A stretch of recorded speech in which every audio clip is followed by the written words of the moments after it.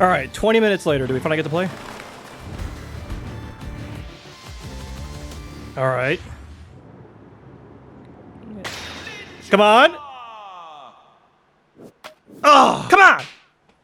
Hello and welcome, I am Zerbraxi, and I am going to give you my first impressions on the Ninjala, or Ninjala, however you want to pronounce it, the Ninjala stress test that just happened on the Nintendo Switch the other day. So, this is definitely not a normal type of video of mine. I actually, even my first impressions, I tend to script relatively decently, but I realize that there's going to be a lot of games that I just want to talk about for like 10 minutes or so, and I never will if I actually write them all out and script them out and everything. It put more work, so here's my ramblings on Ninjala. Anyway, so the Ninjala stress test slash demo slash beta slash whatever it's supposed to be called happened the other day, and they did it in a really weird way, by the way. They did it in these like 3 one-hour sessions across a 24-hour period. So in my time, it would happen, the first session would happen from 3 p.m. until 4 p.m. and then at 11 p.m. until midnight, and then like at like, I think it was like 5 a.m. to 6 a.m. the next day. It was really strange, and I'm not sure what the thought process was there, unless they were like trying to like really isolate a lot of load like onto the servers in this very like small window of time, which they definitely did and managed to pull off, because holy cow, the servers had a massive amount of problems, and it's probably the biggest elephant in the room right now. I've seen a lot of stuff and a lot of people talking about Ninjala, and it seems to be kind of overshadowed in a lot of ways based on the performance problems of the tests. Yeah, it's gonna happen. It's gonna happen. And to be fair, I actually think they mostly handled it relatively well. The servers went down pretty fast to the point where like I got to play less than half a game before the servers crashed on me, and then I couldn't play from basically 3:15 until 3:45. I should mute my phone before I do these. And then they fixed it. They went through some maintenance and fixed it, and then it came back at like 3:45 to 3:50-ish. And then they extended it an hour, in which case that was great, and I got to play for about 20 to 30 minutes, and then the servers went back down on me. I tried it again at 11 p.m., I got to play like a game or two, and then it crashed again. I didn't try the third one, but overall, they were actually very communicative, though, on their Twitter, so I don't mind it. It's a stress test, it's a demo, it's a little preview window. It's a free-to-play game, so like it's not like I paid anything to get into this or anything like that. It was fine. But anyway, about the game itself.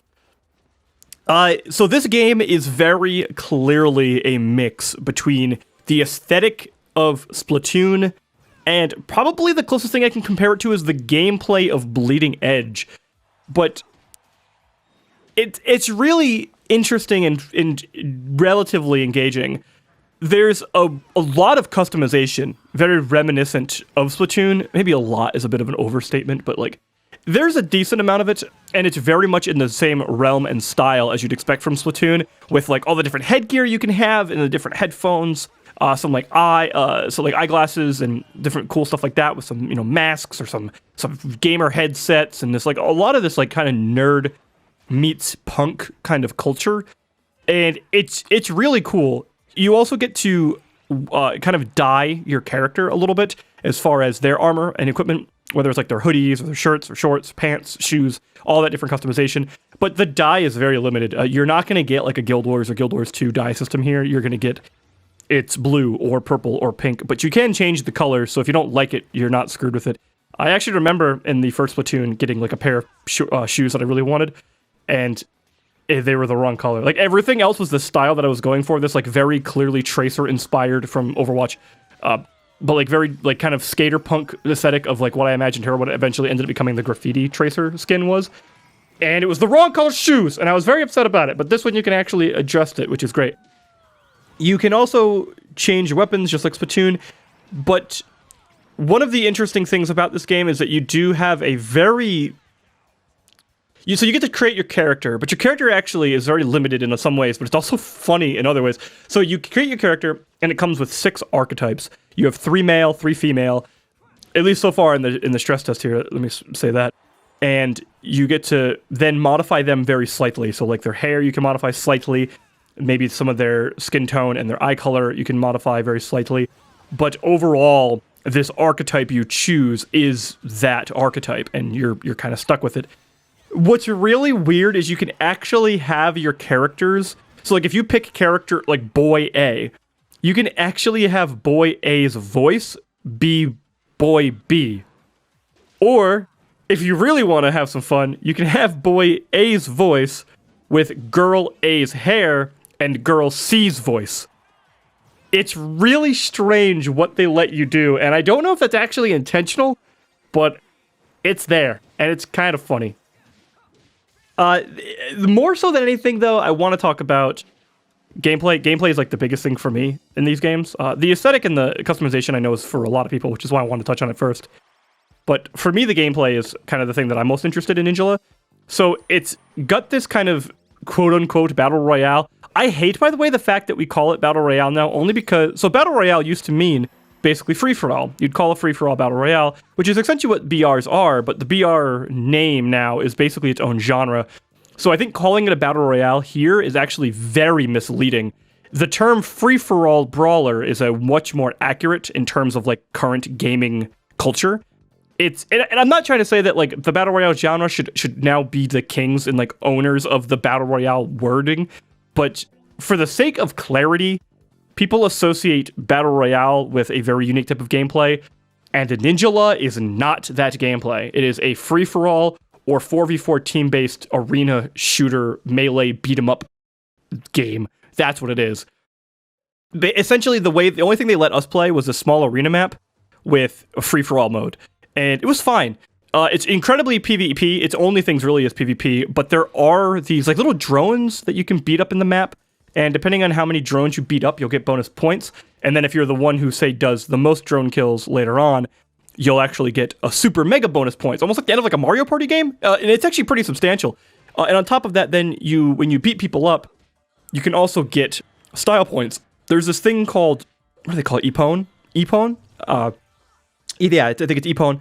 You get if you kill someone in like in a special way. So if it's like you beat him in a parry lock, or you beat him with a special move and whatnot, you beat him in some unique way, you'll get an Epone, which makes you get like super extra points. And if you have the most Epones in the entire match, then you get even more super duper extra points at the end. I mean, you can literally go from like 5th or 6th place and possibly win if you do both of like the drone kills and this, and you do them the best.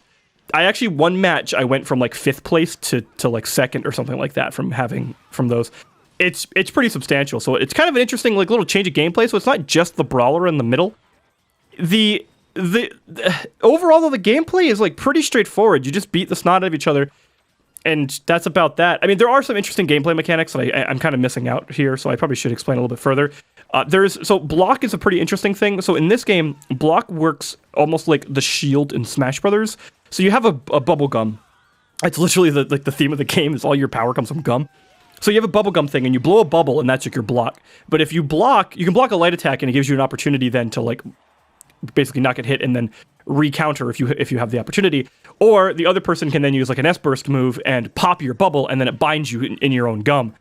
However, you can also then block and then shoot your gum shield at them if they're just like light attacking you and whatnot or running away, and bind them in your gum, which buys you time to beat them up. I actually really like that there's like this defensive maneuver that can also be used offensively. Pretty neat. There's a lot of other cool mechanics, but the biggest one that you'll definitely see in the gameplay is the parry lock. Essentially, if you and another player, actually swing and hit each other at the exact same time, you'll blade lock almost like an anime or like a beam struggle in like Dragon Ball Z or something. It's really cool. It's kind of fun, and I think I've kind of figured out how it works, but it comes with a major downside. So if you say, the point of it is you'll block, and then you get to choose a direction, forward or up, down, left, or right, and which is actually more accurate to be forward, back, left, or right. If I hit forward and the opposing enemy hits back, because you don't get to see each other's commands, obviously. If I hit forward, they hit back. What it means is I'll ninja teleport behind them to swing. And if they hit back, then they'll turn around and block me because they predicted my movement. And if that's the case, basically, if that's the clear winner was that they outplayed me, they win the parry block or the parry battle. In which case, then I'll get knocked back a bit. and not be able to move or make an action for like a second, which allows them to beat into you a little bit. It's really cool, and I haven't figured out all the different combinations of what wins and what doesn't, but it seems to be pretty fun so far. But it comes with a massive downfall, and it's probably the biggest criticism I have of this entire game. There is so much stuff that locks your character into like these really weird animations, or just locks them in place and you can't move, or it's really... So the parry system is a prime example. When you're in that parry lock system, you can't move. You're just doing this QuickTime event with the other player.